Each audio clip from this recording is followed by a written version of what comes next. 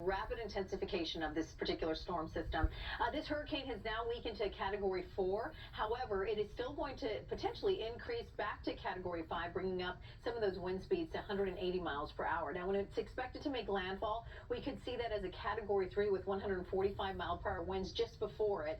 And then once it makes landfall, it could drop down to about 120 mile per hour winds. The biggest concern here is going to be the storm surge. We're talking about 12 to 15 feet of storm surge.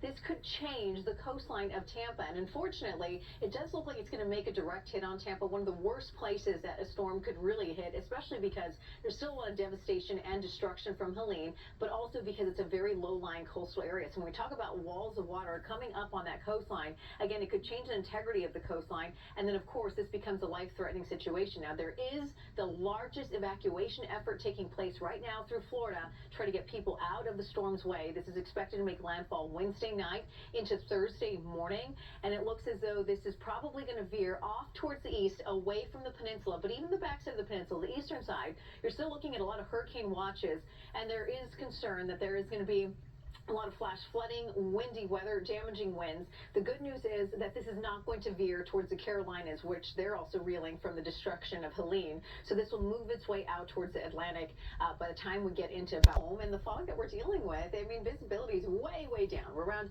about a quarter mile of visibility this morning. And John was mentioning earlier that we just are starting out with a lot of fog early in October. We usually see that at the tail end of October into November. But here we go with some really cloudy conditions and down to about a mile of visibility in Oxnard, 0 into Los Angeles.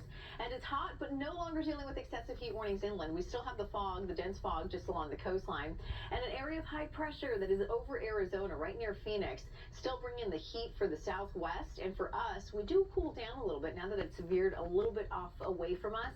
But the cool down for us really doesn't happen until we get into, it looks like, Thursday, Friday, and really next week we'll be back to fall temperatures. So even though we're back into the 80s by Thursday and Friday, the 70s return for us in our valleys, Inland Empire, Los Angeles, Orange County. This is it. By the time we're heading into it, looks like you're